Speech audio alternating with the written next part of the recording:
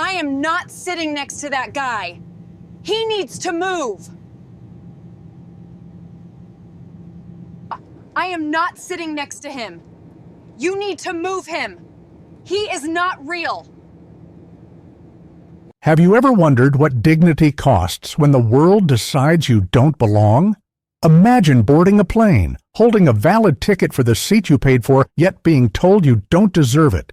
Imagine being doubted, dismissed, and humiliated in front of strangers, simply because of the color of your skin.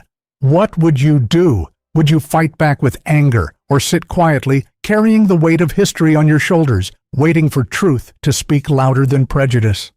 This is not just a story about a seat on a plane. It's a story about choice. The choice to stand firm in dignity or to surrender to hate. It forces us to ask, if it had been you in seat 1A, how would you have responded?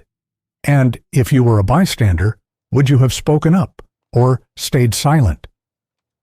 What unfolded at 35,000 feet became more than a confrontation. It became a mirror reflecting who we are and who we choose to be. Stay with us. Like, share, and subscribe to our channel so you don't miss the full journey of courage, prejudice, and truth revealed in the sky. The airport smelled faintly of roasted coffee and jet fuel, a strange combination that always marked the beginning of a journey. Daniel Carter walked with measured steps down the polished terminal floor, his carry-on rolling quietly behind him. He wore a plain navy hoodie, jeans that had seen too many trips, and sneakers that carried the scuff marks of airports across continents. Nothing in his appearance suggested the man was a titan of industry, the CEO of Carter Aviation Group and a key stakeholder in the very airline he was about to board. That was intentional. Daniel had long ago learned that power carried more weight when it was hidden, when it sat quietly behind the eyes rather than paraded on a sleeve. He chose anonymity in the crowd, not to deceive, but to remind himself that respect should never depend on a name tag or a polished suit. Gate A7 was bustling with the usual choreography of departure families juggling strollers and snacks, business travelers glued to their phones, flight attendants gathering near the desk. Daniel slipped into the boarding line with no urgency, scanning his digital pass. The scanner beeped, green light flashing, and he offered a polite nod to the attendant at the gate. Inside the jet bridge, the air thickened with the smell of fuel. He stepped onto the aircraft, greeted by the hum of recycled air and the soft overhead chime. The first-class cabin was only a few feet away. Daniel had chosen seat 1A, the window seat at the very front. He liked being able to see the runway, the lift of the wing, the first brush of clouds. Sliding his leather briefcase into the overhead compartment, Daniel lowered himself into the seat. He unfolded a well-worn notebook from his bag, scribbling a few notes about an upcoming board meeting. For a moment, everything was ordinary, quiet.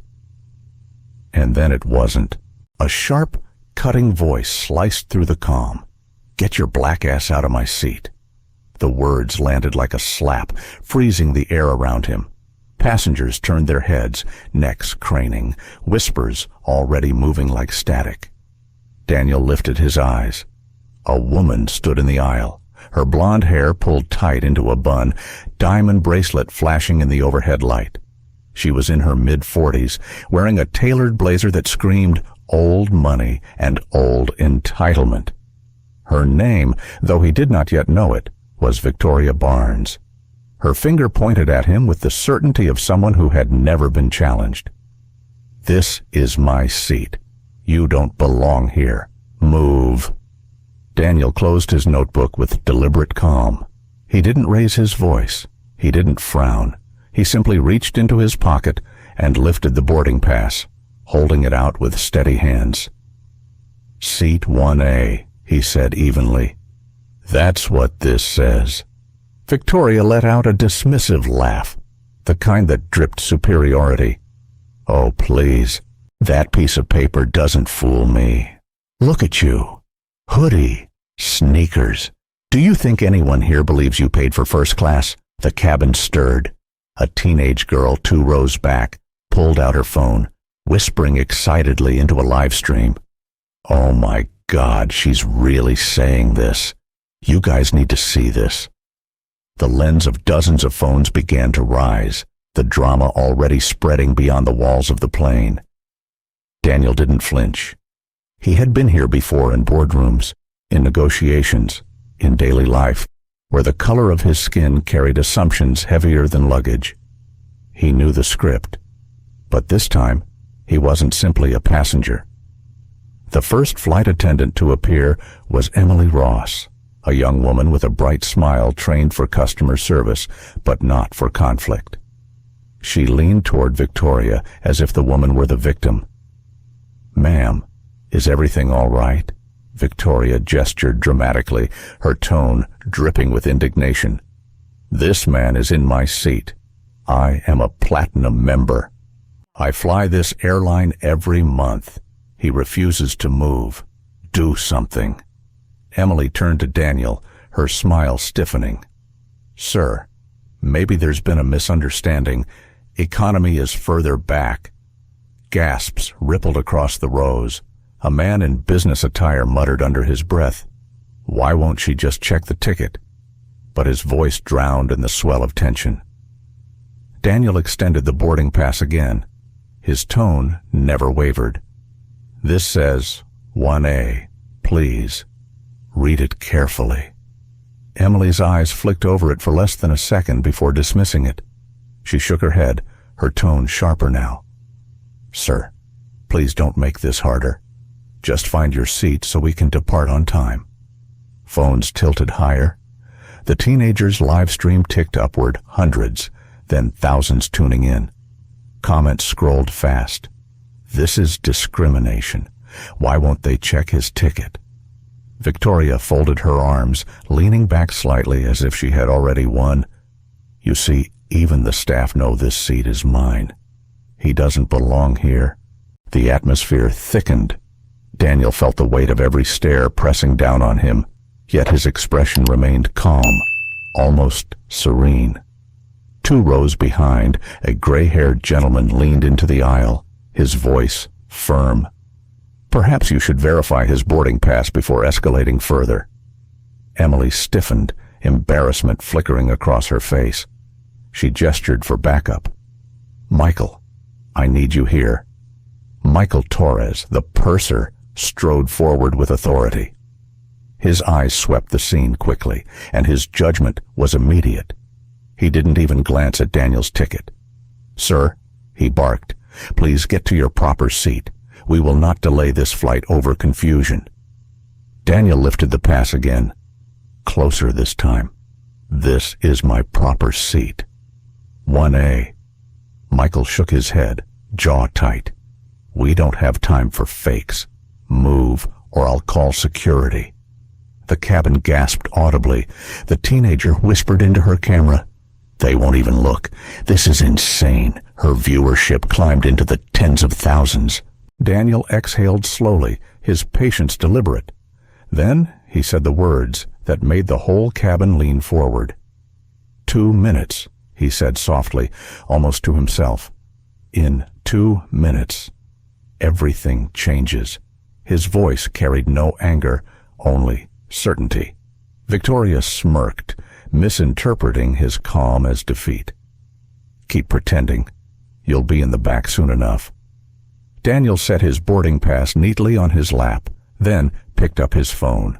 The glow of the screen illuminated his face. He scrolled past ordinary apps, deeper into layers unseen by the average passenger. A quiet storm was building, and only he knew it. The passengers didn't know yet. The crew didn't know. Victoria Barnes certainly didn't know. But the man they thought was just another traveler in worn sneakers was about to reveal a truth that would shake the cabin, the airline, and the world beyond. The air in the cabin felt heavier now, as though the oxygen had thinned. A hush spread down the aisle, broken only by the shuffle of carry-ons and the faint whine of the engines outside. Daniel Carter sat unmoving in seat 1A, the boarding pass resting calmly on his lap. His phone was still in his hand, screen dimmed, his face unreadable. Victoria Barnes remained planted in the aisle like a storm cloud refusing to pass. Her voice dripped with disdain as she leaned closer. "You don't understand how this works, do you? This isn't some discount bus ticket. First class isn't charity. It's for people who earn it. People like me." Her words rolled off her tongue with practiced venom. The phone's recording caught every syllable, every glance, every pause. Daniel inhaled, slow and measured, as though he were filling his lungs with patience itself. His mind flickered back, not to boardrooms or headlines, but to a Sunday afternoon years ago when his father, a postal worker, had taken him aside after a neighbor's cruel remark. "Son," his father had said, "the world will try to tell you where you don't belong. Don't waste your soul proving them wrong with anger. Let truth speak for you. Truth always has a way of standing taller than lies." The memory steadied him. He could almost hear his father's voice, echoing now, woven into the hum of the plane. Emily Ross shifted uneasily beside Victoria. Her training manual had never prepared her for a moment like this. She knew she should read the boarding pass carefully, confirm the seat assignment, de-escalate, but the authority in Victoria's tone, the pressure in Michael Torres's glare behind her, it pushed her to silence. "Ma'am," Emily whispered cautiously. "Maybe we should double-check," Michael cut her off with a sharp gesture. "There's nothing to check. The manifest is clear. He doesn't belong here." Passengers stirred. Some shook their heads. Others murmured in disapproval. A young mother held her daughter closer, whispering something about fairness. Victoria smirked, emboldened. She leaned down, close enough that only Daniel and the nearby microphones of cell phones could capture her next words. "You're lucky they don't drag you out right now. People like you should be grateful just to get on the plane at all." The words hit the cabin like an electric shock.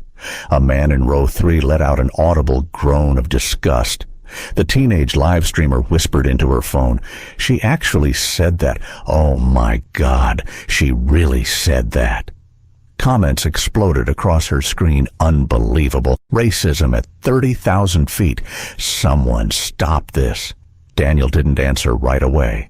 His fingers brushed the smooth edge of his boarding pass, tracing the printed letters as if grounding himself in the proof of his presence. His silence unsettled Victoria more than anger would have.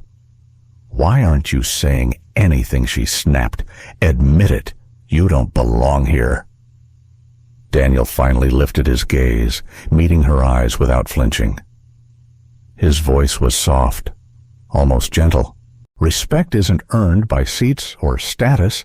It's a right, one you seem to have forgotten." The words, spoken so calmly, carried a weight heavier than any shouted retort.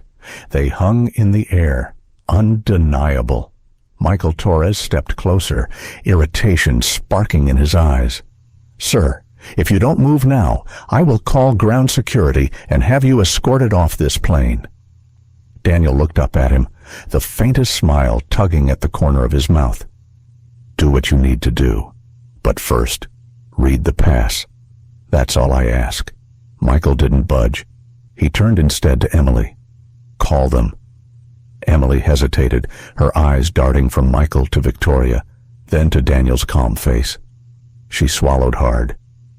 "Yes, sir," she whispered, retreating toward the intercom.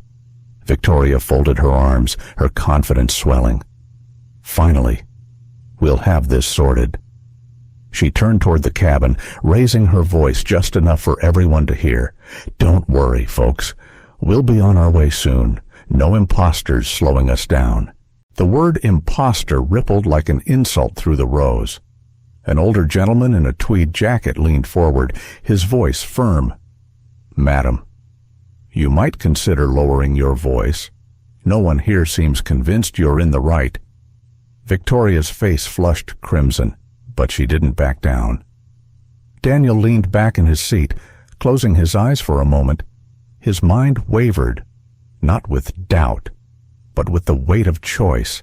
He could end this, now reveal the truth with a flick of his phone, silence them all with the power of his position. But he remembered his father's words again. Truth stands taller when it walks in at the right moment. His silence was not surrender. It was timing. When he opened his eyes again, Emily was returning, her expression conflicted. "Security is on their way," she announced quietly. Phones lifted higher. Live stream numbers ticked past 20,000, then 30. The world was watching. Daniel exhaled, barely above a whisper. 2 minutes. Michael frowned. "What did you say?" Daniel met his gaze with steady calm. "In 2 minutes, you'll understand." The quiet certainty in his voice unnerved Michael, though he would never admit it. Victoria laughed mockingly. "Still clinging to your little fantasy? When security comes, they'll drag you out, and I'll be sipping champagne in this seat." She dropped her designer tote onto the cushion of 1A as if to stake her claim. The sound of the leather thudding against the seat felt like an insult, a territorial mark. Daniel shifted his gaze to the window. Outside, baggage carts moved like ants across the tarmac, the morning sun painting the horizon gold. He thought of his employees, the thousands of men and women who wore his company's logo, who trusted his leadership to protect their livelihoods. He thought of his mother, who used to work double shifts as a nurse, who had once been mistaken for a janitor in her own hospital simply because of her skin. He thought of dignity, fragile yet unbreakable, sitting beside him in that very seat.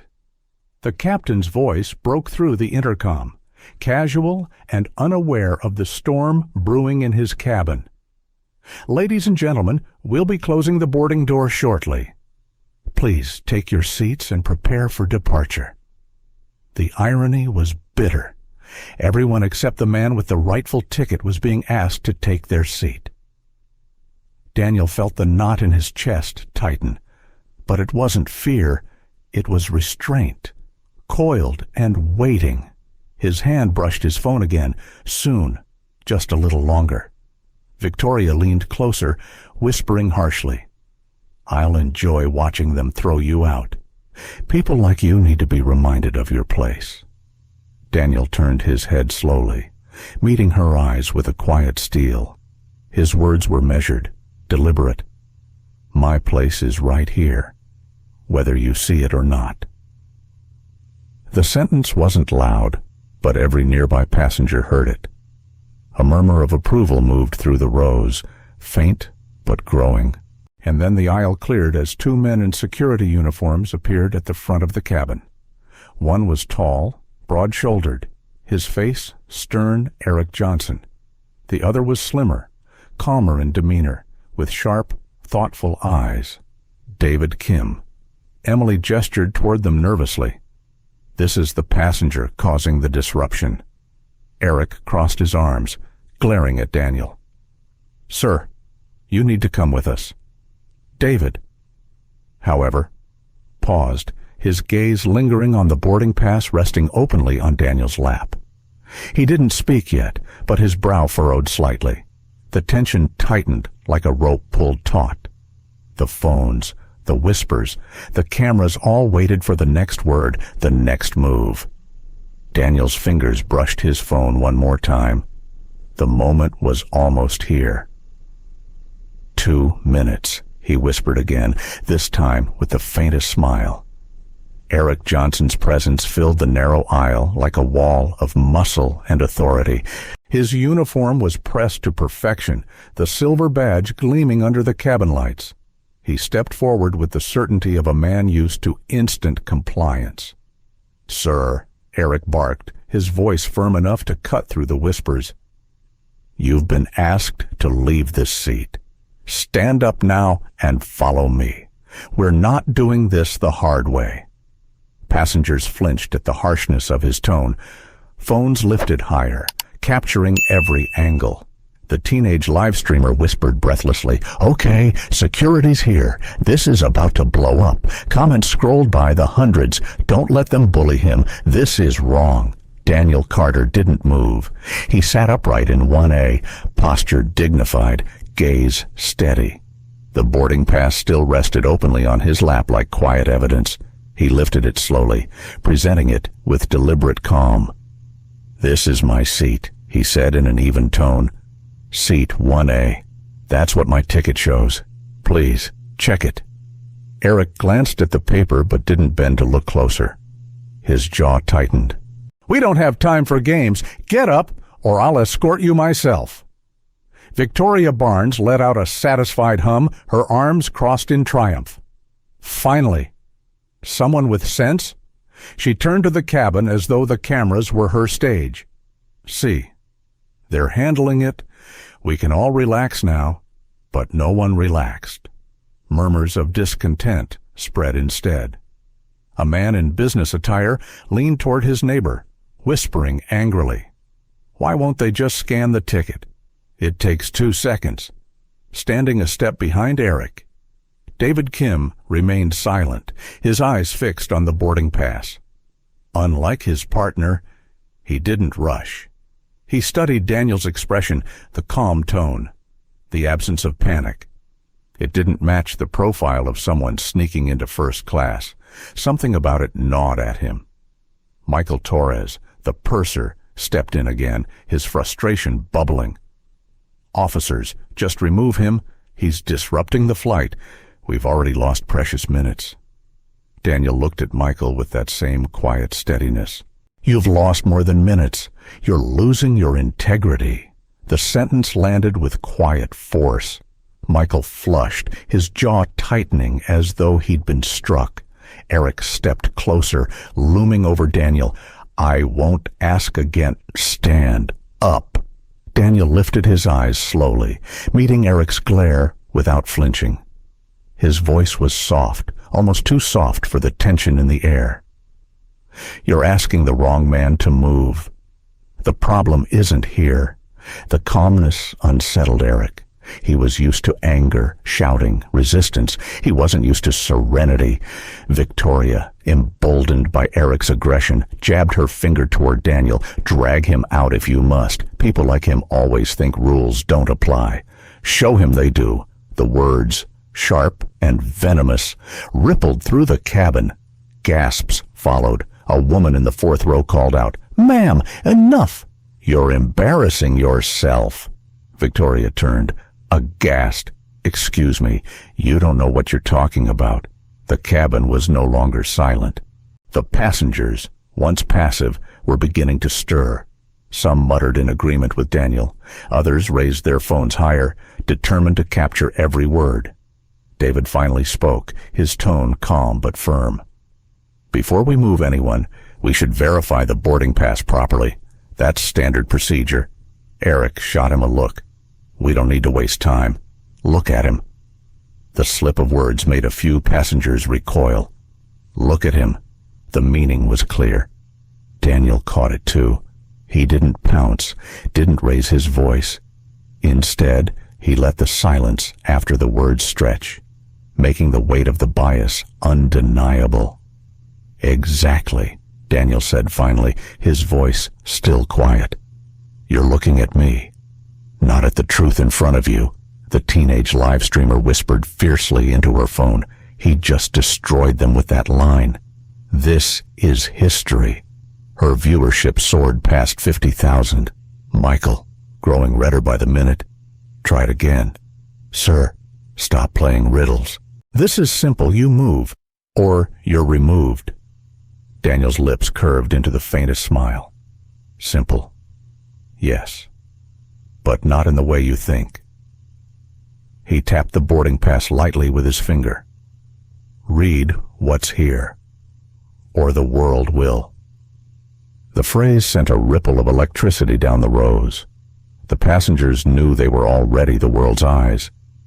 David hesitated, then leaned forward slightly, trying to glimpse the boarding pass. But before he could, Eric thrust an arm in front of him. "I'll handle this." The standoff was suffocating now. The captain's voice floated again through the intercom, unaware of the storm inside flight attendants. Please prepare doors for departure. Passengers laughed bitterly under their breath. Departure? Not yet. Not like this. Daniel felt the knot of restraint coil tighter in his chest. Every instinct told him to end it now, to reveal who he was, to shatter the charade. But something deeper, his father's words, his mother's lessons, the weight of dignity held him back. Timing mattered. Truth mattered. He breathed in deeply, then let it out slowly, as though exhaling every ounce of anger that tried to rise. His voice came again, quiet but carrying. 2 minutes, he said, more clearly this time. Eric frowned. What did you say? Daniel looked at him without blinking. 2 minutes. Then you'll see. Victoria rolled her eyes, laughing cruelly. Oh, please, stop pretending. You think your little stunt is going to work. You'll be in the back of the plane before you can blink. She sat down on the armrest of 1A, her tote bag still marking the seat as her own. Her eyes gleamed with victory. Emily Ross, standing awkwardly nearby, whispered to Michael, "What if he really does have the ticket? Shouldn't we at least check?" Michael shot her a glare sharp enough to silence her instantly. Not another word. But the silence in the cabin wasn't compliance anymore. It was resistance. Passengers shifted in their seats, restless, their whispers rising into discontent. One older woman in row 2 called out, "Just check the ticket. Why is this so hard?" Another passenger added, "He's been calm the whole time." Doesn't that tell you something? The crew ignored them. But the chorus was growing. David Kim finally stepped forward, his voice calm but cutting through. "Eric, we should do our job right. Scan the pass. If it's fake, we'll know in seconds. If it's not." "Then what?" Victoria interrupted, laughing bitterly. "Then we let him pretend he belongs." David's gaze flicked to her, cool and unimpressed. "If it's not, then he's exactly where he belongs." A murmur of approval swept through the cabin. Phones trembled slightly in eager hands. The live stream chat exploded. Yes. Finally. Someone said it. Eric scowled, torn between procedure and pride. His voice rose again. "Sir, last chance. Stand up." Daniel tilted his phone in his hand, the screen glowing faintly. He glanced at it, then back at Eric. His eyes held no fear. Only certainty. "I told you," Daniel said, voice steady. 2 minutes. The words hung in the air, not as a plea, but as a promise.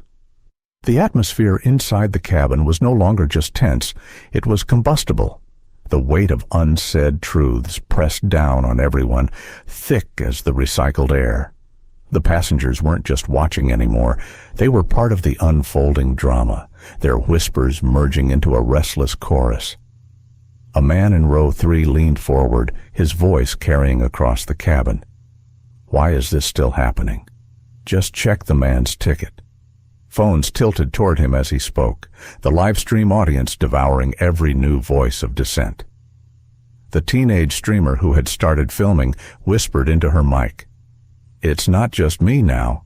Other passengers are speaking up. This is turning into something big." Her viewer count had skyrocketed past 70,000, comments flooding in faster than she could read. "Check the ticket already. This is discrimination on display. Stay strong. Sir, we're with you." Daniel Carter sat in 1A, still and composed, as if the eye of the storm had chosen him. His hands rested on his lap, one gently holding the boarding pass, the other brushing the cool edge of his phone. He looked outwardly calm, but inside his chest, a tide of emotions surged. Memories rose unbidden, crashing against the present. He was 10 years old again, standing in a grocery store with his mother, watching a clerk follow her down every aisle. His mother had smiled softly at him then, whispering, "Keep your chin up, Danny." Dignity is something no one can take unless you give it away. He had promised himself that day never to give it away. Not to clerks, not to neighbors, not to anyone. And certainly not now. Victoria Barnes, still standing stubbornly in the aisle, grew irritated at the murmurs around her. She raised her voice louder, projecting for the cameras she could feel aimed at her back. "This is ridiculous. He's stalling, trying to cause a scene. He should be grateful he's even on this flight at all." A ripple of boos and groans broke out from the rows behind her. One woman called, "Ma'am, sit down. You're the one causing the delay." Victoria's face twisted with indignation. She turned toward the protesters, voice dripping with venom. "You don't understand. People like him enough," someone barked from the back. The entire cabin fell into stunned silence at the force of the single word. An older black gentleman in a crisp gray suit had risen from his seat near the rear of first class. His hair was silver, his eyes burning with quiet fury. He pointed toward Daniel. "That man has been nothing but calm. The only chaos here is what you're creating." The cabin erupted in applause, small at first, then swelling into something undeniable. Victoria flushed deep red, her confidence faltering for the first time. This isn't about race. This is about order," she sputtered, her voice cracking. But the passengers weren't buying it anymore. Their voices rose louder, emboldened by the applause. "Check the ticket. He deserves respect. This is wrong." Michael Torres tried to regain control, his voice sharp. "Ladies and gentlemen, please remain seated and quiet. The crew will handle this." But it was too late. The cabin wasn't silent anymore. It was a jury, restless and ready to deliver its verdict. Eric Johnson stood tall, jaw clenched, frustrated by the noise. "Everyone stay calm. We'll remove the passenger and restore order." He reached down toward Daniel's arm. Before his hand could touch him, David Kim stepped forward, placing a steady palm against Eric's chest. "Wait." His voice was calm but firm, carrying authority not through volume but through conviction. "You haven't read his boarding pass. That's procedure. That's fairness." Eric glared at him. "We don't need yes. We do." David interrupted, his eyes sharp. "We swore to enforce rules, not prejudice." The passengers clapped again, louder this time. Phones captured the standoff. Two officers on opposite sides of justice, the whole world watching. Victoria snapped, her voice shrill. "Are you seriously doubting me? I'm a platinum flyer. I know this seat is mine." Daniel finally spoke, his voice cutting through the noise with calm precision. "Then, let truth decide. Read the boarding pass. Nothing more, nothing less." The cabin hushed, the weight of his words pulling everyone in. His tone wasn't pleading, it wasn't defensive, it was resolute, commanding in its serenity. Emily Ross stood frozen at the edge of the aisle, torn between fear of her superiors and the gnawing guilt in her chest. She remembered her training manuals, the pages about equality, dignity, and fairness. But she also remembered Michael's harsh orders, Victoria's entitlement, Eric's aggression. Her lips trembled. "Maybe." She whispered, almost to herself, "Maybe we should." Michael spun on her, fury flashing. Not another word. "Emily." She shrank back, shame flooding her cheeks. Daniel watched her, a flicker of empathy crossing his face. He could see the conflict in her eyes, the fear of stepping out of line, the weight of knowing what was right. He wanted to tell her it was okay. That courage often trembled before it stood tall. But he held his tongue. The moment wasn't yet. Instead, he let his silence speak. Inside, his thoughts churned. Should I end this now, reveal the truth, and silence the noise? Or should I wait, let the ugliness fully show itself, so that when the truth arrives, no one can deny what happened here? He glanced again at his phone. Messages from board members blinked faintly on the locked screen. They didn't know yet, but they would. Victoria, seeing the hesitation, pounced. See, he can't prove anything. He's waiting for some trick. Just get him out already. Her voice cracked slightly, betraying the fear creeping in behind her arrogance. She could feel the tide turning. The passengers were no longer her audience. They were Daniel's. A child's voice rang out unexpectedly from row 5. A boy, no older than 8, whispered loudly enough to be heard. Mom, why is that lady being so mean? He has the ticket. The innocence of the question sliced through the noise. Several passengers turned their eyes toward Victoria with fresh disgust. Daniel's chest tightened, not with anger, but with something deeper sorrow. The boy's words reminded him of his own childhood, of times when he too had asked his mother why people were cruel without reason. He had never forgotten the way she looked at him then, sorrowful yet determined. Because, she had told him softly, sometimes the world forgets to see people as people. But you must never forget. He wouldn't forget. Not now. Eric's patience snapped. Enough, he growled. He reached for Daniel's shoulder. The cabin gasped. Phones zoomed in. The live-stream chat exploded. Don't touch him. This is assault. Check the pass. But before Eric's hand could close, David caught his wrist firmly. His voice rang out stronger this time. Stop. This isn't right. The struggle froze the cabin. Daniel looked up at David, their eyes locking. For a moment, Daniel saw something rare, a man willing to risk his position for principle. 2 minutes, Daniel murmured, his voice just audible. The truth is almost here. The passengers leaned forward in anticipation, hearts pounding with the promise of revelation. The storm was close. Everyone could feel it. The cabin buzzed like a hive ready to erupt. Dozens of voices whispered, muttered, hissed their discontent, but all eyes remained fixed on the front row where Daniel Carter sat immovable in seat 1A. The storm was narrowing to this single man, his quiet composure refusing to yield. Eric Johnson, jaw clenched, muscles tense, pulled against David Kim's grip on his wrist.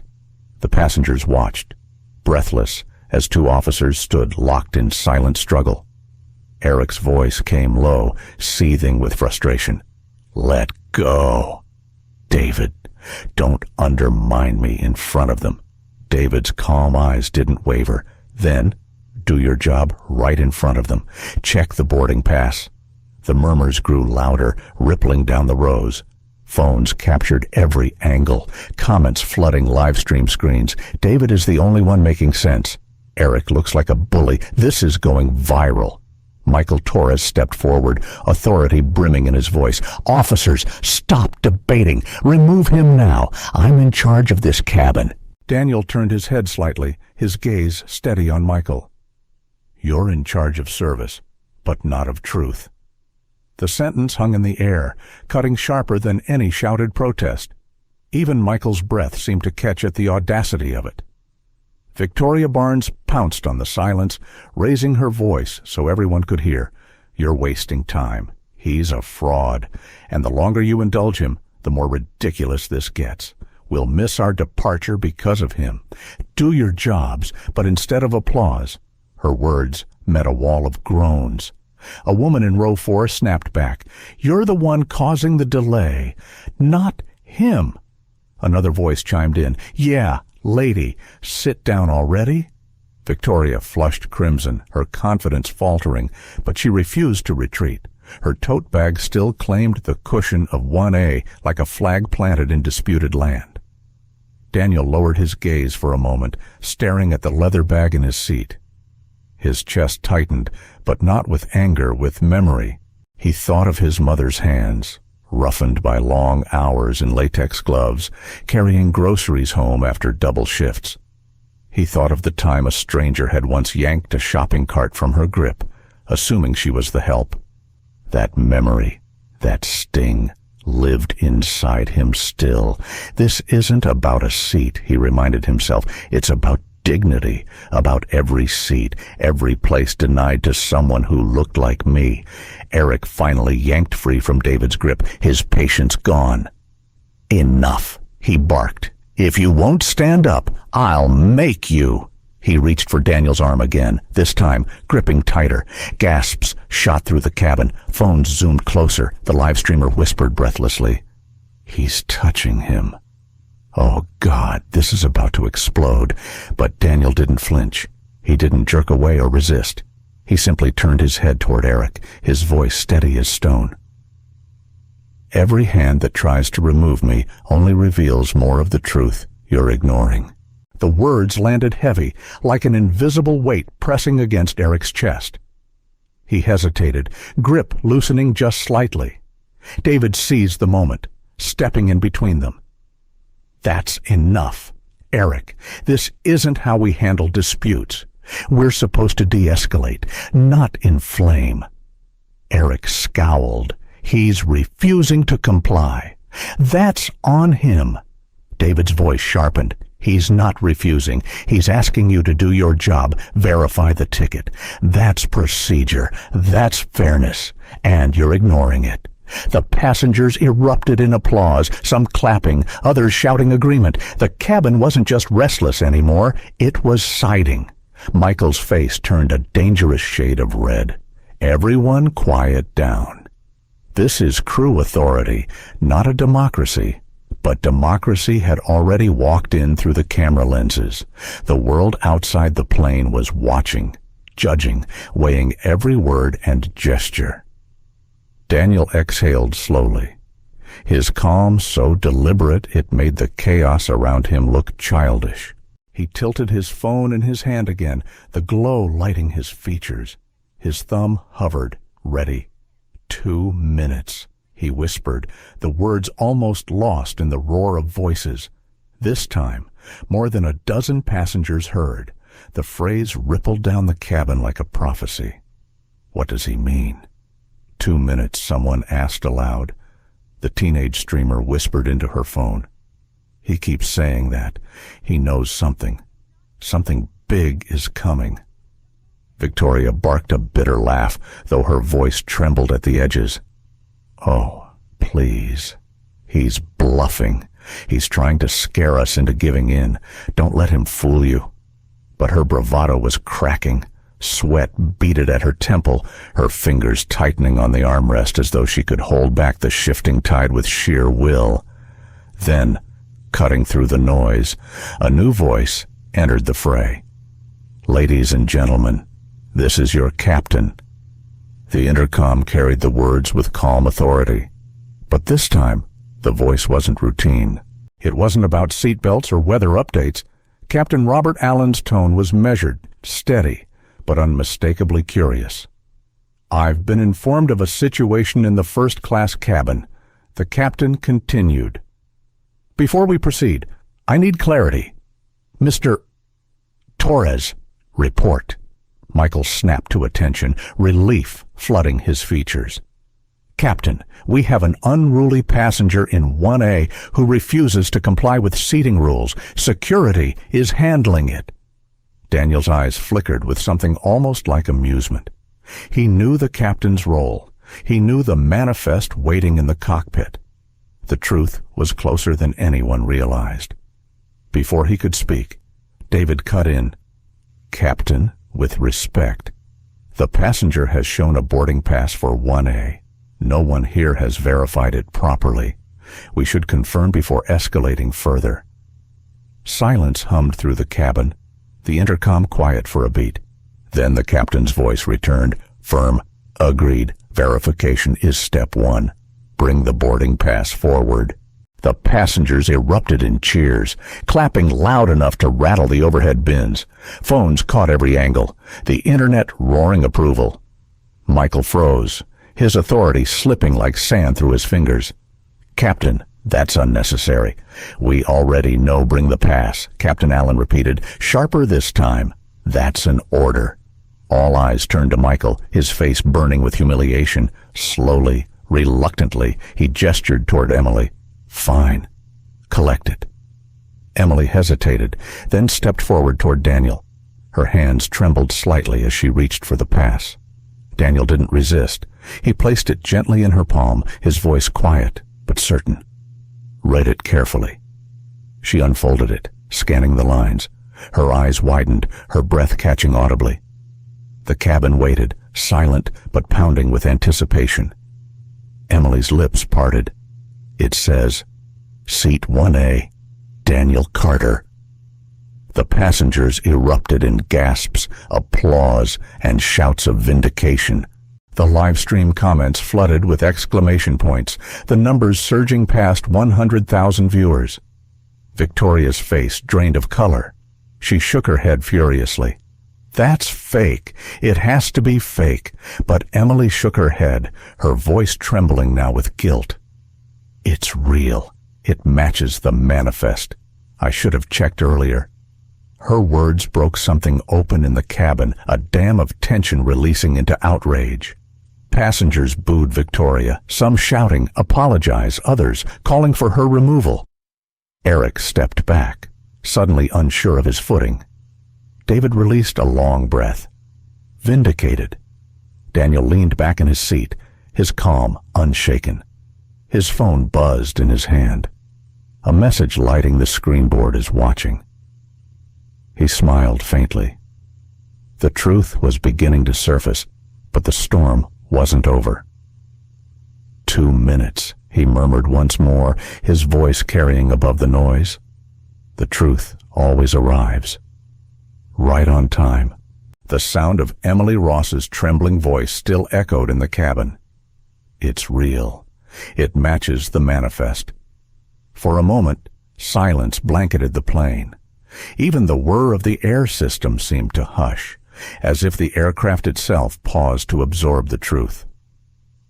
Daniel Carter sat in seat 1A, shoulders square, face calm. But beneath that calm, a swirl of emotions surged: vindication, sorrow, and the heavy ache of knowing this wasn't just about one flight. It was about centuries of seats denied, voices silenced, dignity stripped. He closed his eyes for a brief moment, inhaling deeply. Dignity, he reminded himself, isn't something granted. It's something carried. When he opened his eyes, he saw Victoria Barnes trembling with rage, her face flushed, jaw tight, eyes darting as though searching for an escape from the judgment burning around her. "No," she spat suddenly, her voice cracking but desperate. "This isn't over. That paper could be forged. He planned this." People like him are always scheming, always twisting things. Gasps rose from the cabin. Phones zoomed in. The live stream exploded in comments. She's still denying it. This is hard to watch. The racism is naked now. She's digging her own grave. David Kim stepped forward, his voice steady. "Ma'am, enough. The manifest confirms his seat." That's the end of the matter. But Victoria wasn't ready to surrender. She turned to the passengers, eyes wild, voice rising into a shriek. "Don't you see he's manipulating all of you? This isn't his world. This isn't his place." Her words rang out, ugly and exposed, like a wound laid bare. The cabin reacted instantly. Boos, groans, calls for her removal. A man in row 2 shouted, "Lady, sit down before you embarrass yourself more." Daniel watched quietly, his face unreadable. Inside, he felt the weight of every eye on him, every camera, every whisper. He could have spoken then, could have silenced Victoria with a few words, but he held back. Sometimes silence said more than 1,000 rebuttals. Captain Robert Allen's voice broke through on the intercom, firm and unyielding. "This is Captain Allen. I've reviewed the manifest myself. Mr. Carter is assigned seat 1A. That is final. Ms. Barnes, you will take your assigned seat or be removed from this aircraft. The cabin erupted in cheers, the sound washing like a wave through the rows. Phones shook in eager hands, capturing victory in real time. Victoria's face blanched. "You can't be serious. I'm a Platinum Medallion member. I've flown this airline for 20 years. You can't treat me like this." Captain Allen's voice carried no sympathy. "Status does not override procedure. Sit down, or you will not fly today." The passengers clapped again, louder, some even whistling. For the first time, Victoria seemed small, her bravado stripped. She clutched her tote bag, knuckles white, eyes darting around the cabin as if searching for an ally. But there were none left. Michael Torres shifted uncomfortably, his authority unraveling with every second. Emily stood stiff, guilt etched in her expression. Eric Johnson glared at the floor, anger simmering, while David Kim stood tall, proud to have spoken up. Daniel simply leaned back, his gaze steady, his posture unshaken. Inside, though, he felt something heavy, not triumph, but weariness. He thought of his father again, the lessons of patience and restraint. Sometimes victory tastes bitter when it comes at such a cost. A child's voice piped up from row 5, the same boy as before. "Mom, why didn't they believe him at first?" The mother hushed him softly, but the question lingered in the air, striking deeper than any accusation. Why indeed? Victoria clutched the tote tighter, muttering under her breath, "This isn't fair, this isn't fair." Then, louder, "I won't sit in the back. I paid for this. This is my place." The passengers groaned again, fed up. One man muttered, then, "Leave the plane already." Daniel finally spoke, his tone calm but laced with quiet steel. "Fairness doesn't bend to who shouts loudest, Ms. Barnes. It bends to truth." The words settled heavily, undeniable. Even those who had remained silent felt the weight of them. Inside, Daniel's mind wrestled. Should I reveal myself now? Should I show them who I am, what I represent? His thumb hovered near his phone again, the screen pulsing with messages. Board members, investors, executives, people whose voices could shake the industry. Not yet, he told himself. The lesson isn't finished. Let them show the world who they are first. Captain Allen's voice returned, sterner than before. "Ms. Barnes, this is your last warning. Sit in your assigned seat or deplane immediately." Victoria's chest heaved. She looked around, realizing she was utterly alone. Even Michael Torres avoided her gaze, unwilling to share her sinking ship. Her voice cracked, thin and desperate. "You're making a mistake. You don't know who I am." Daniel tilted his head slightly, his lips curving in the faintest smile. His reply was quiet, but it carried. "They don't need to know who you are. They only need to see what you've shown them." Phones caught the line perfectly. The live stream chat exploded. That gave me chills. This man is unshakable. She's finished. Emily finally broke, tears brimming in her eyes. She turned toward Daniel, voice trembling. I should have checked. I should have done my job right. I'm sorry." The admission silenced the cabin again, but in a softer way this time. People turned, phones lowering slightly, hearing the crack of sincerity. Daniel met her eyes, nodding gently. "It takes courage to admit when you're wrong. That matters." Her tears fell, quiet but cleansing. For her, it was the first step toward redemption. Victoria snarled at the sight, her pride unraveling faster. "You're all blind. You're falling for his act." She turned back to Daniel, her voice shrill. "You think you've won. You haven't. People like you never really win." Her words cut, sharp and cruel. A few passengers gasped. Daniel felt the sting, but he didn't let it show. Inside, though, something shifted. He thought of his employees, the thousands who looked to him for leadership. He thought of the communities who drew strength from his work, from his presence. He thought of every boardroom where he had been doubted, every handshake withheld, every barrier quietly erected. People like me have always won, he thought, not by shouting, by building, by enduring, by leading. Out loud, he said only, "You're wrong." The simplicity of the words rang truer than any speech. Captain Allen's voice came again, clipped and final. "Ms. Barnes, I'm sending ground security to escort you off this aircraft if you don't comply. This is not optional." Victoria's face crumpled, panic flickering behind her eyes. The tide had turned fully. She wasn't in control anymore. The world was watching, and she was losing. Daniel sat still, heart steady. The moment was coming, the one he had promised. The truth was ready to rise.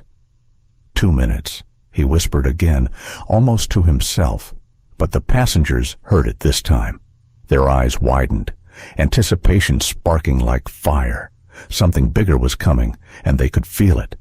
The cabin trembled not from turbulence, but from the charged weight of what was unfolding. Every pair of eyes darted between Daniel Carter's still form in seat 1A and the flustered figure of Victoria Barnes, who clutched her tote like a lifeline. The announcement from Captain Robert Allen hung in the air-ground security would board if she didn't comply. Victoria's face flushed crimson, her pride warring with panic. "You can't do this to me," she snapped, her voice shrill enough to pierce the growing hum of the passengers. "I've given this airline my loyalty for decades. I've earned my place here." Her words, once brimming with confidence, now rang hollow. The cabin erupted with murmurs, groans, and outright boos. "Loyalty doesn't buy the truth." A man in business attire muttered loudly, "You're not above the rules." Another voice called, "Sit down." "Lady," someone shouted, sparking scattered applause. Phones angled closer, passengers whispering updates to their streams. The teenage girl in row 6, whose live broadcast had already surpassed 200,000 viewers, gasped into her phone. "She's unraveling! Guys, this is insane! You can feel it! Something huge is about to happen!" Daniel sat quietly, his hands folded, his breathing steady. Outwardly, he was calm, but inside, he felt the relentless press of decision. Is it time? Do I reveal myself now, or let her bury herself deeper? His mind drifted back to another boardroom years earlier, a moment when executives had looked at him and seen only his skin, not his credentials. He remembered sitting still as they doubted, dismissed, and delayed. He hadn't shouted then either. He had waited. And when the numbers proved him right, their shame had been louder than anything he could have said. Patience was his power, but patience had limits. Eric Johnson shifted uneasily, his earlier bravado cracked. He rubbed the back of his neck, glancing toward David Kim. "This has gone too far," Eric muttered. His voice, low and rough, betrayed doubt for the first time. David answered calmly, but firmly enough for nearby passengers to hear. "It went too far the moment we ignored the pass. This was never about procedure. It was about prejudice." The truth of his words hit the cabin hard. Passengers nodded, their murmurs rising into angry agreement. "He's right," one shouted. We all saw it. Victoria's head snapped toward David, her eyes blazing. "Don't you dare turn on me. You're supposed to keep order, not side with him." David's face didn't flinch. Order comes from fairness, not favoritism. The cabin erupted in applause, louder and longer this time. Phones shook with excitement. The live stream chat scrolled in a blur. David is the hero here. This is history unfolding. Daniel Carter is unbreakable. Hearing his name whispered among the passengers made Daniel's chest tighten. They didn't know who he truly was yet, but already his dignity was commanding respect. Captain Allen's voice cut through once more. "Cabin crew, I expect cooperation. Ms. Barnes, this is your final warning. Ground security will be at the door momentarily. The announcement sent a fresh wave of electricity through the plane. Passengers leaned forward, eager for the climax. Victoria clutched her tote tighter, her knuckles bone white. Desperation twisted her features. You're all making a mistake. You don't understand men like him. They lie. They cheat. Her words broke off under the weight of the cabin's collective outrage. A woman in row 3 rose halfway from her seat, voice trembling but strong. Stop it. Every word out of your mouth makes this uglier. Look at him. He hasn't raised his voice once. And you're showing the whole world who you really are.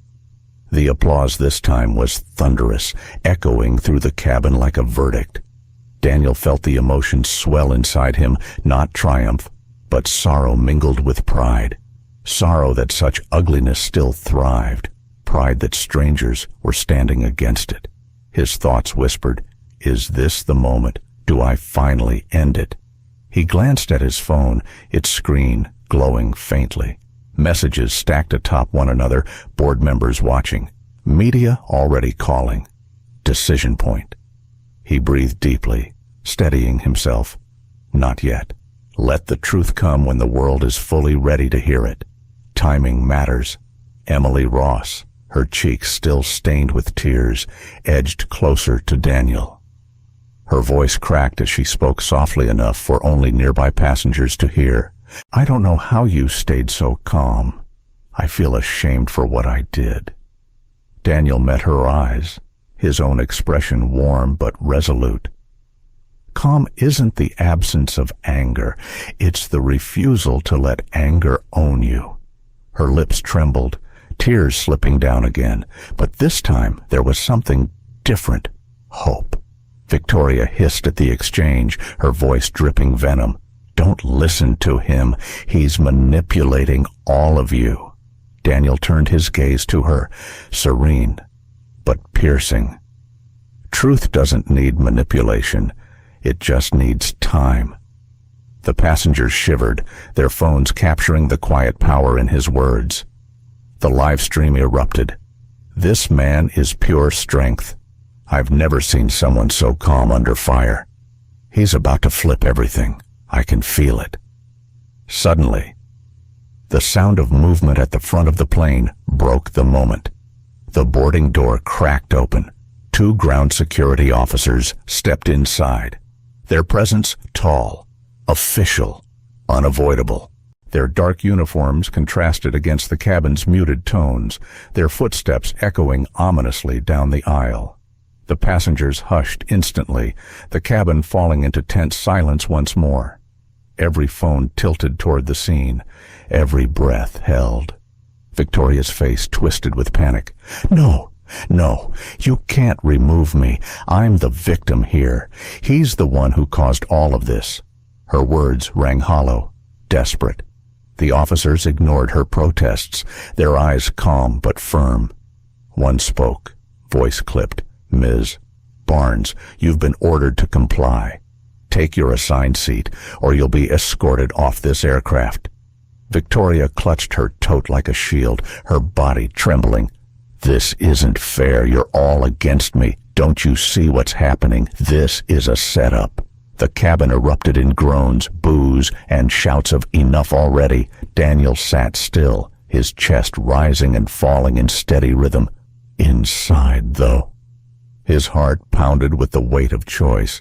Should I let them remove her, or should I reveal myself now? End it on my terms. His fingers brushed the edge of his phone, its glow beckoning. He thought of his employees again, the thousands of families tied to his leadership.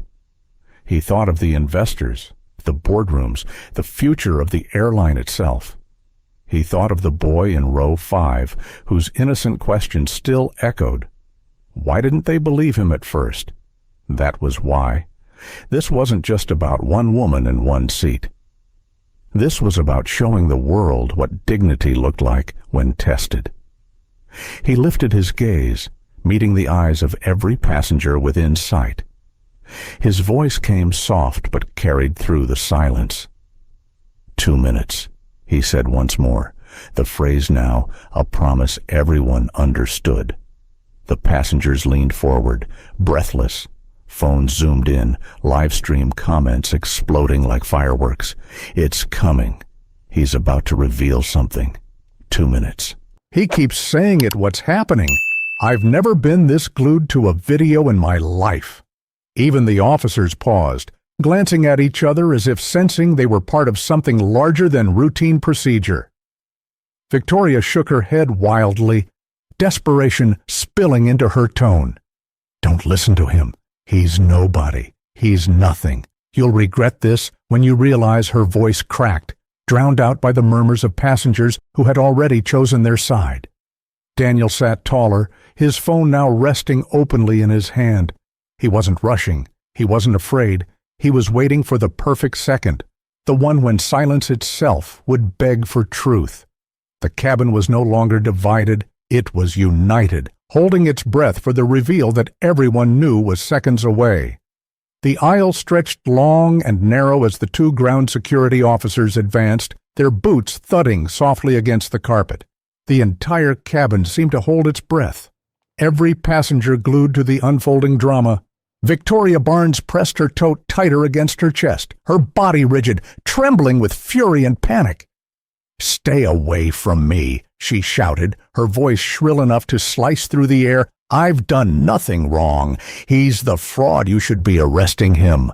Her voice cracked, more desperate than defiant. The passengers groaned audibly, some shouting back, "Enough already! Sit down, lady. You've lost. Stop embarrassing yourself." The ground officer in front extended a hand, his tone calm but authoritative. "Ma'am, please, this is not optional. You must return to your assigned seat or exit the aircraft." Victoria's eyes darted wildly, scanning the sea of disapproving faces, the phones capturing her every word. "You're all blind," she screamed. "He doesn't belong here. People like him never belong here." The words hit like a lightning strike, sharp and raw. Gasps echoed through the cabin. A collective shiver ran through the passengers. Even Eric Johnson flinched, his shoulders tensing at the bluntness of what everyone had suspected but hadn't yet heard spoken so nakedly. Daniel Carter sat unmoved. His hands rested lightly on his phone, his boarding pass still visible on the tray. His face remained calm, but inside, a deep ache pressed at his chest. There it is, he thought, the truth behind her fight. Not the seat, not the ticket, me. His mind drifted briefly to the nights as a child when he'd asked his mother why people looked at them differently, why doors shut before they knocked, why suspicion followed them into stores, banks, and schools. He remembered her tired smile, her soft whisper one day, "Danny, you'll show them, not with anger, with who you are." He straightened slightly, the memory wrapping around him like armor. David Kim broke the silence first, his voice firm but heavy with disgust. "That's enough. Ms. Barnes, everyone here just heard what this is really about, and it isn't a seat." Applause erupted instantly, passengers clapping, some even standing partway in solidarity. The live streamer whispered into her phone, voice shaking with excitement. She said the quiet part out loud. "This is blowing up 500,000 viewers right now." 500,000. Victoria paled, realizing too late what she had revealed. But instead of retreating, she lashed out harder, her pride refusing surrender. "You think you're so righteous," she sneered at the passengers, "but you don't understand this airline used to stand for standards, for class. Now anyone can just waltz in, and look what happens." Boos erupted, drowning her words. A man shouted, "Standards don't mean racism." Another voice echoed, "You're the disgrace, not him." Emily Ross, still near Daniel, wiped her cheeks, her voice trembling but firm. "Ms. Barnes, please stop. You've humiliated yourself enough. Let it go." Victoria rounded on her, eyes blazing. Don't you dare lecture me, little girl. You're part of the problem, too weak to enforce order. Emily recoiled, shame flickering across her face. But Daniel leaned forward slightly, his calm voice soft yet cutting through the noise. Strength isn't measured by how loudly you punish. It's measured by how bravely you admit when you're wrong. The cabin hushed again, the weight of his words drawing every ear. Even the ground officers paused, glancing at him as though sensing his authority before it was even declared. Daniel's inner voice whispered louder now. It's time. The lesson has been written in her own words. Now the world will read it. Eric Johnson, his face tight with unease, finally spoke, almost muttering. Captain was right. This has gone too far. She should be removed. Victoria spun toward him, betrayal etched across her face. You too, after all I've flown, all I've paid, how dare you side with him over me? Eric looked away, his jaw set, his voice rough, because he's right. The passengers gasped, then applauded again, their claps rolling like thunder. The live stream chat flooded with praise. Even Eric admitted it. This is unreal. I can't stop watching. Daniel Carter is rewriting history right now. Victoria trembled, her back against the wall of the aisle, the crowd's judgment pressing in from every side. Her voice faltered. You'll regret this, she hissed. All of you. You don't know who I am. Daniel lifted his phone slowly, tilting the screen just enough to catch the glow of his contacts list. He could see the reflection of his own calm face in the glass. The truth pulsed there, waiting to be revealed with a single tap. His chest tightened. Do I show them now, or let the captain finish it? He thought of the boy in row 5, who had asked so innocently. Why didn't they believe him at first? That boy would remember this day. So would thousands of children watching the live stream with their parents. Daniel's decision crystallized. It's time. He rose slowly from his seat, the motion alone enough to send a hush cascading through the cabin. Every phone tilted, every eye locked on him. Even the officers froze. Daniel's voice was calm, but it carried with unshakable weight. For the past 30 minutes, you've all argued over who belongs in this seat. You've doubted, accused, shouted, and revealed more about yourselves than about me. He paused, his gaze sweeping across the sea of faces. But here's the truth. You've been arguing with the man who owns the very plane you're sitting in. Gasps exploded, passengers lurching forward, phones trembled in hands. The live stream feed spiked past 1 million viewers in seconds. Victoria froze, her mouth open, her voice gone. Daniel raised his phone, pressing one button. A voice crackled through the speaker, clear, authoritative, undeniable. Mr. Carter, this is Chairman Davis. We're watching live. Do what you need to. You have the full board's support. The cabin erupted in chaos cheers, shouts, gasps. The passengers' disbelief transformed into awe. Victoria's knees buckled. She clutched the tote tighter, her lips trembling as her world collapsed around her. Daniel lowered the phone, his voice calm as ever. My name is Daniel Carter, CEO, majority shareholder of this airline, and I have every right to be in seat 1A. The roar of approval shook the cabin like thunder. Passengers clapped. Some stood, some cried. The live stream comments blurred into a storm of capital letters and fire emojis. Victoria's face crumpled, humiliation washing over her. She sank against the aisle wall, muttering incoherently, her pride shattered. Daniel turned his gaze to her, his tone steady, but not cruel. You wanted to know who I am. Now you do. But the question that matters isn't who I am, it's who you chose to be when you thought I was no one.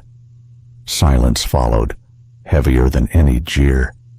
Victoria had no reply. The officers stepped forward, calm but resolute. Ms. Barnes, you'll need to deplane. She shook her head weakly, tears brimming, but her resistance was gone. Her tote slipped from her hands, landing with a dull thud. Daniel sat back down, his body still, his dignity intact. He closed his eyes briefly, letting the applause, the cheers, and the catharsis of the moment wash over him. But inside, he felt no triumph, only a deep, weary sorrow. This was never about victory. It was about truth. And truth is always heavier than it looks. The applause still thundered when the ground security officers moved in. Their presence was steady, professional, but there was no mistaking the gravity of the moment. "Ms. Barnes," one of them said, voice calm but unyielding. "You'll need to gather your belongings and come with us." Victoria Barnes clutched her tote with shaking hands, eyes wide and glassy. Her lips parted as though she wanted to argue, but the words caught in her throat. The passengers' applause, the cameras raised high, and Daniel Carter's quiet authority had stripped her of every ounce of power she once wielded. "No," she whispered, her voice hoarse. "No, this isn't happening."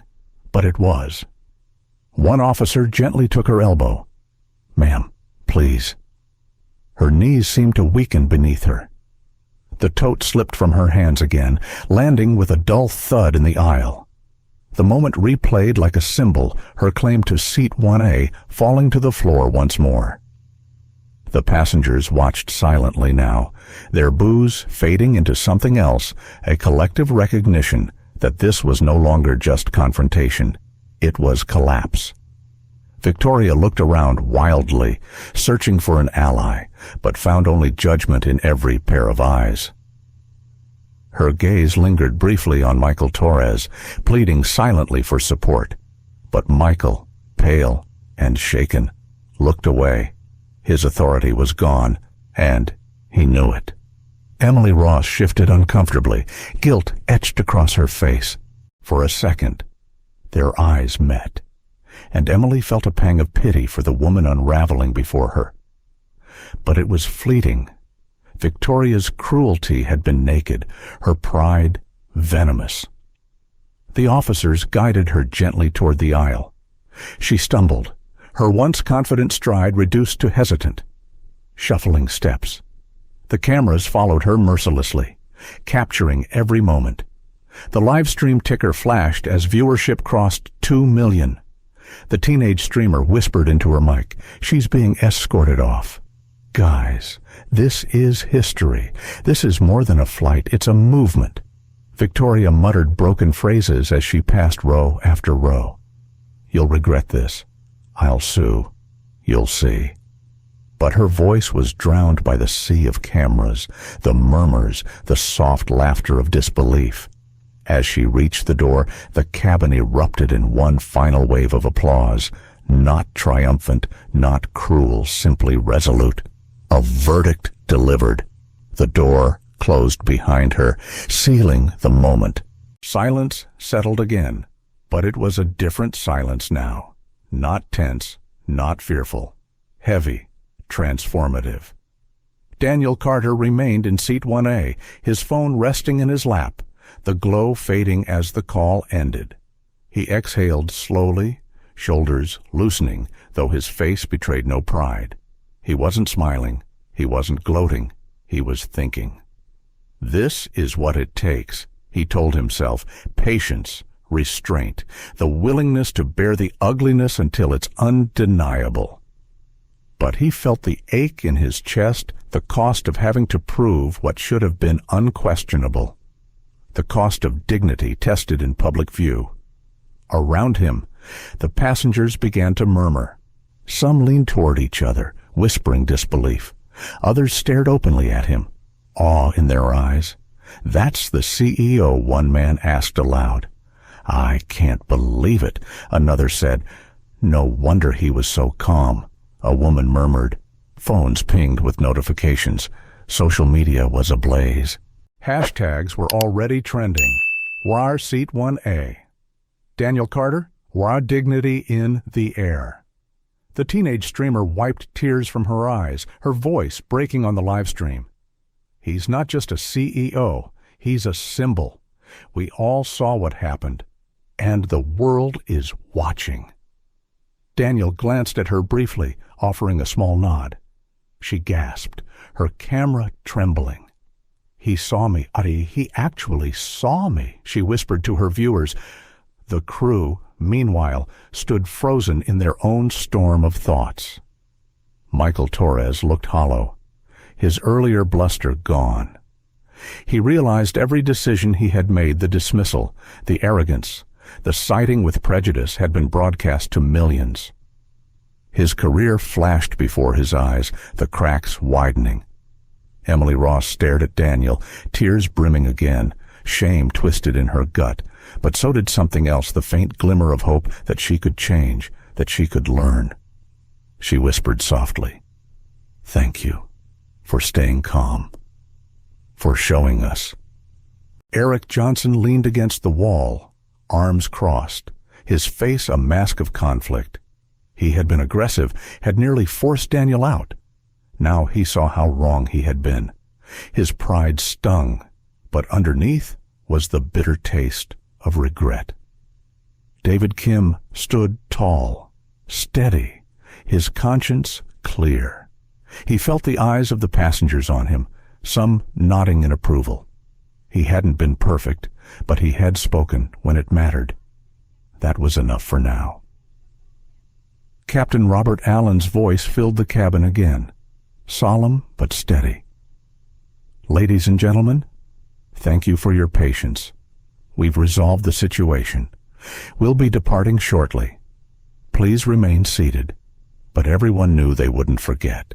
The flight would go on, but so would the story. Daniel leaned back, closing his eyes briefly. Inside, his thoughts churned. What happens now? This isn't just about one woman or one seat. This will ripple.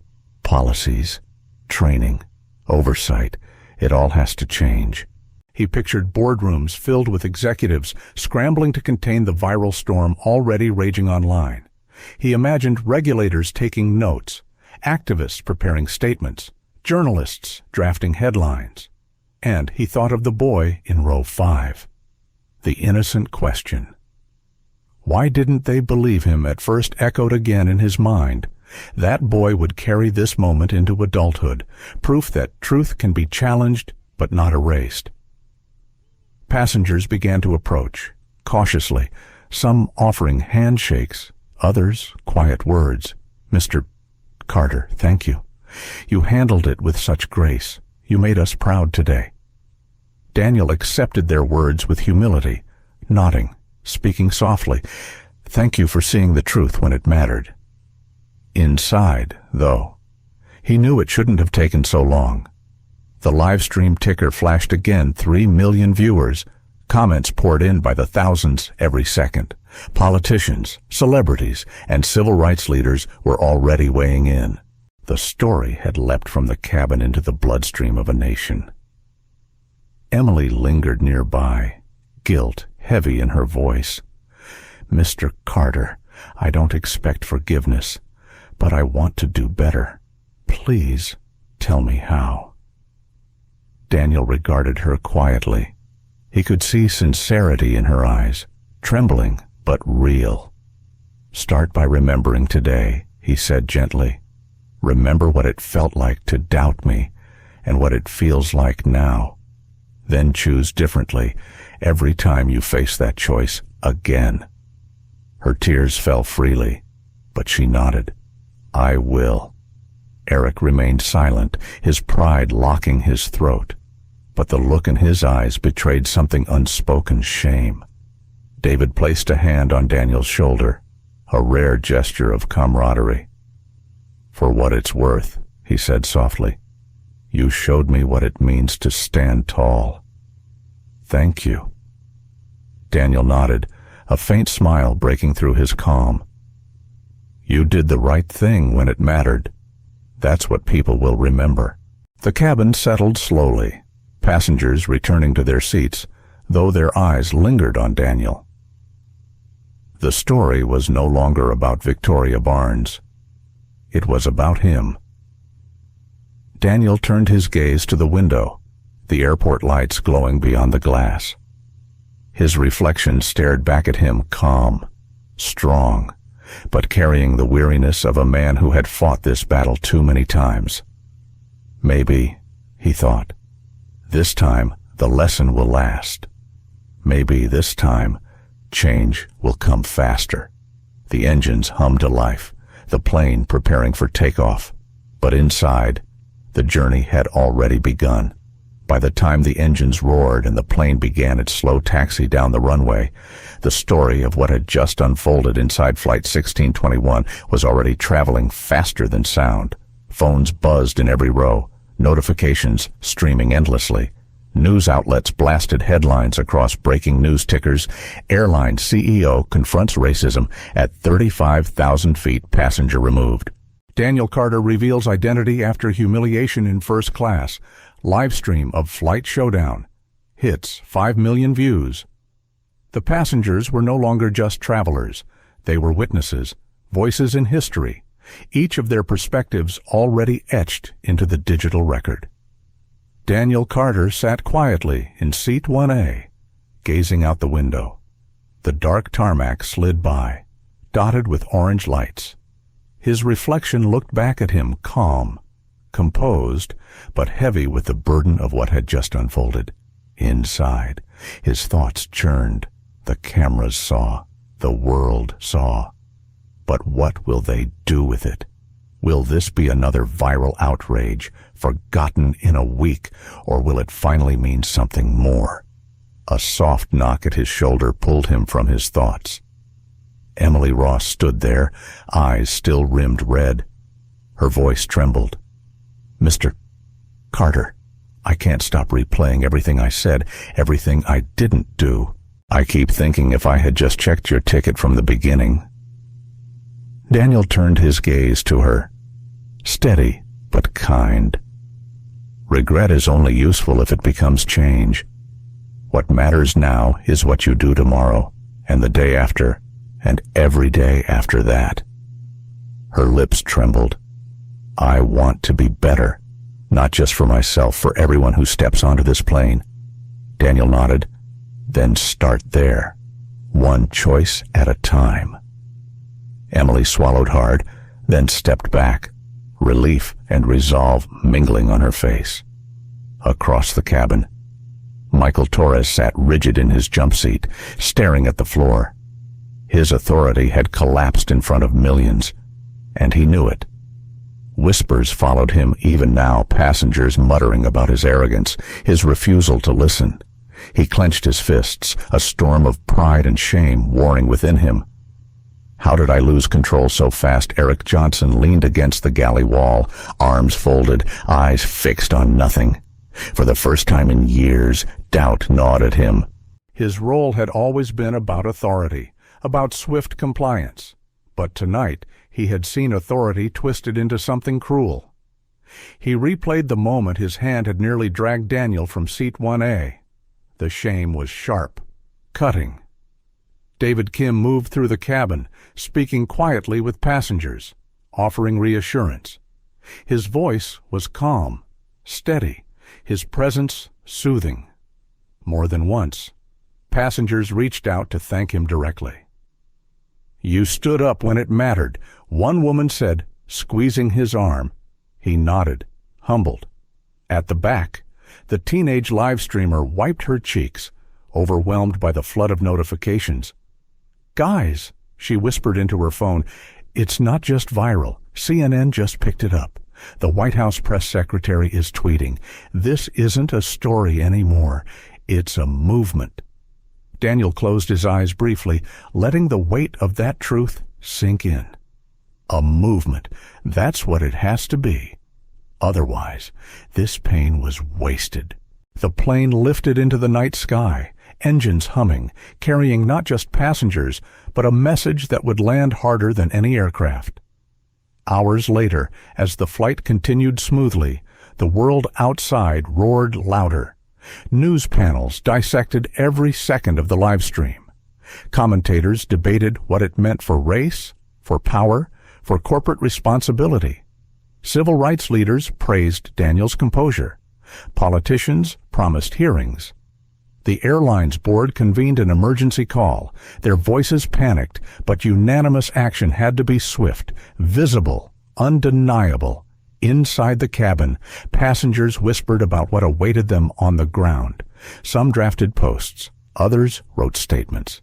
They all knew they were part of something bigger now. Daniel remained silent, his thoughts inward. He remembered his father's words. "Son, you'll face moments where the world tries to shrink you. Don't fight to be big. Just refuse to be small." That's what he had done. He hadn't shouted. He hadn't lashed out. He had simply refused to be small. Emily approached again, this time carrying a cup of water. Her voice was steadier now. "For what it's worth, sir, I'm grateful. Not just for your patience, but for not giving up on us, even when we failed you." Daniel took the cup, his eyes soft. People fail. Systems fail. But if we don't hold them accountable, they never change. She nodded, tears glistening, but no longer of shame, of determination. Michael sat nearby, his face pale. He muttered to himself, low enough that only he could hear, "I'll never live this down. Never." Eric shifted uncomfortably, guilt weighing heavy. He finally spoke to David in a hushed tone. "You were right. I should have stopped sooner." David didn't gloat. He simply replied, "Then learn from it. That's all any of us can do." The cabin was quiet now, passengers drifting into uneasy rest. But the glow of phone screens reminded them all the world outside was wide awake. Daniel leaned back, closing his eyes again. His mind wrestled with what came next: press conferences, investigations, policy changes. He could already feel the machinery of reform grinding into motion. But more than that, he thought of the boy in row 5. That innocent question. Why didn't they believe him at first would haunt him until the day he knew the answer was no longer true. That's why this matters, Daniel thought. Not for me. For him. For every child who deserves a world where dignity isn't questioned by the color of their skin. The engines hummed, steady as his resolve. The story of Daniel Carter reminds us that dignity is not something others can grant. It is something we carry within ourselves. His calm strength in the face of open humiliation shows that true power is not measured by how loudly we respond to injustice, but by how patiently and firmly we hold on to truth. For older generations who have lived through moments of exclusion, this story may echo familiar pain. It speaks to the resilience many have had to build in silence, and the quiet victories that often went unseen. It teaches us that leadership is not about pride, but about endurance, compassion, and choosing to act with principle when it matters most. The lesson is clear in life. We will all face moments when our worth is questioned, when the world tries to make us smaller. In those moments, we can choose anger, or we can choose to stand in quiet dignity, knowing that truth will outlast prejudice. And just as importantly, the story reminds us of our role as witnesses. When we see wrong, silence makes us part of it. Speaking up, even softly, can shift the course of history. Thank you so much for watching and sharing this journey with us.